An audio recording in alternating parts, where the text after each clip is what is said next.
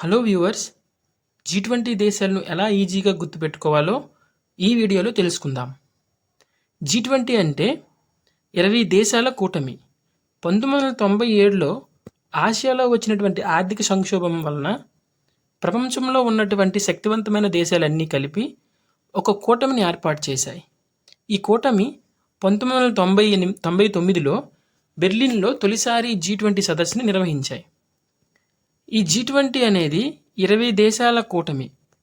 ప్రపంచంలో ఉన్నటువంటి ఆర్థిక వ్యవస్థ, ప్రపంచ ఉత్పత్తిలో 85% ఈ G20 దేశాలే ఉత్పత్తి చేస్తున్నాయి. అలాగే వాణిజ్యంలో కూడా 75% ఈ G20 దేశాలు వాళ్ళ యొక్క వాటాని కలిగి ఉన్నాయి. ఆర్థిక వ్యవస్థలో ఫ్యూచర్లో ఎలాంటి సమస్యలు ఉత్పన్నమైన వాటి పరిష్కారాలను తెలుసుకోవడానికి ఈ G20 కూటమి అనేది ఉపయోగపడుతుంది. ఇకపోతే ఈ G20 కూటమిలో 19 కంట్రీస్, ఒక యూరోపియన్ యూనియన్ అనేది సభ్యులుగా ఉండడం జరిగింది.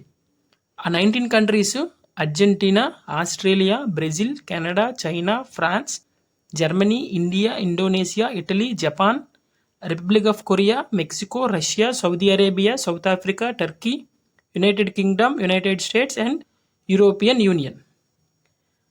ఇకపోతే మన ప్రతి ఎగ్జామ్లో కూడా ఈ G20 సదస్సు ఎప్పుడు జరిగింది, ఎక్కడ జరిగింది అనేది ఇవ్వడం జరుగుతుంది. మన 18వ G20 అనేది ఇండియాలో జరిగింది. అలాగే 19 అంటే 2024లో బ్రెజిల్లో రియో డిజెనెరోలో ఈ యొక్క G20 సదస్సు అనేది జరగబోతుంది. అలాగే 20th సౌత్ ఆఫ్రికాలో జరుగుతుంది. ఇకపోతే మనం ఈ 20 కంట్రీలని ఈజీగా ఎలా గుర్తుపెట్టుకోవాలంటే, గురూజీ దగ్గర సీత అండ్ మీ అంటే నేను ఎస్ఎస్సి నుంచి బిఏ వరకు చదువుకొని ఎఫ్సిఐలో జాబ్ కొట్టాం. సో ఇది మనకి ట్రిక్ వర్డ్.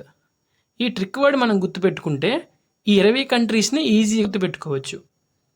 గురూజీలో జీ అంటే జర్మనీ, యు అంటే యుఎస్ఏ, ఆర్ అంటే రష్యా, యు అంటే యూకే, జే అంటే జపాన్, ఐ అంటే ఇండియా. అలాగే సీతాలో south Africa, Indonesia, Turkey, Austria.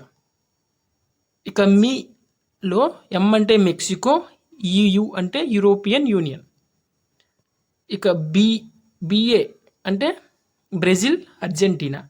SSC అంటే సౌదీ, అలాగే సౌత్ కొరియా అండ్ కెనడా. ఇక ఎఫ్సిఐ అంటే ఫ్రాన్స్, చైనా, ఇటలీ.